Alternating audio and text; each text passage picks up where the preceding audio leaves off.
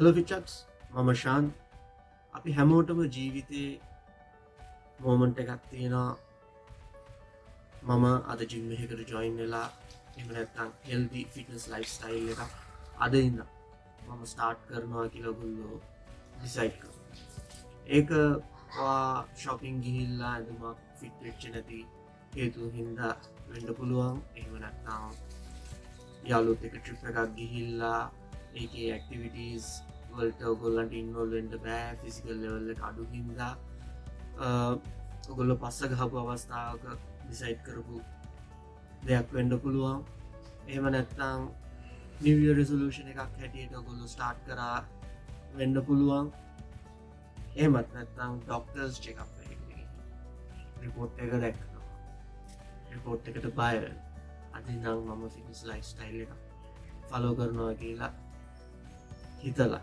ඔගොල්ලෝ ස්ටාර්ට් කරා වෙන්න. හැබැයි මේ හැම ස්ටාර්ට් කරපු අවස්ථාවක ඔයගලන්ට වැඩි කාලයක් ඒක කරගෙන යන්න බැරුව ඔගොල්ලෝ භාගයට හරි පටන් ගත්ත ගමන් හරි නවත්වපු අවස්ථා ගොඩක්. මේ වීඩියෝ එකෙන් අපි කතා කරමු අපි ඇයි එහෙම ගිව් අප් කරේ කියලා.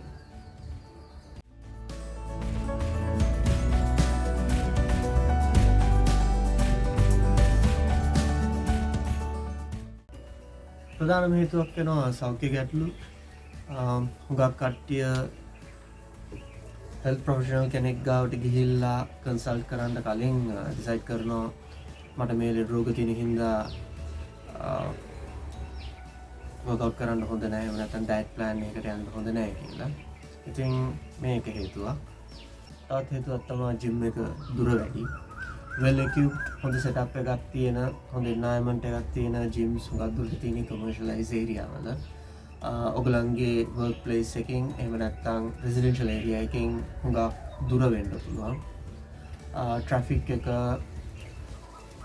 වාහන තදබදේ හේතු කොටගෙන ඔයගලන්ට ඒකට ඉක්මනට යන්නත් බෑ ඉවර වෙලා hard workout එකකට පස්සේ ගෙදර එන්නත් අමාරුයි මේක එක හේතුවක් මේක අපි හොඳ වැඩි වුණාම වෙන ප්‍රශ්නයක් බෑ කියන්න බෑ. අපි පොඩ්ඩක් ඇසටිව් වෙන්න ඕන ලයිෆ් එකේ. යාළුවෙක් ඇවිල්ලා ඔයගලන්ට පාටි එකකට යන් එහෙම නැත්නම් ජංක් ෆුඩ් කමු ජිම් එකට යන්න තියෙන වෙලාවේ නෑ මචං අපි අද මූවි එකකට යන් ඔය වගේ ඔයාගේ ප්ලෑන්ස් ඩිස්ටර්බ් කරන්න පුළුවන්. ඉතින් හුඟක් දුරට ඔය වගේ ඇක්ටිවිටීස් ලයිෆ් එකේ ඇක්ටිවිටීස් වැඩි කට්ටියට බැහැ කියන්න බැරි ප්‍රශ්න හින්දා ඒගොල්ලන්ගේ රූටීන් එක ඒගොල්ලන්ගේ ෂෙඩියුල් එක ඒගොල්ලන්ගේ ප්ලෑන් එක කොලැප්ස් වෙන අවස්ථා වැඩි. ඉතින් මේකත් එක ප්‍රධාන හේතුවක්. මේක පළවෙනි හේතුව වෙන්නත් පුළුවන්. එහෙත් මම චුට්ටක් පරක්කු වෙලා මේක එක්ස්ප්ලেইন කරන්න ඩිසයිඩ් කරා. ට්‍රේනර් පොඩ්ඩක් හිට්ලර් වගේ.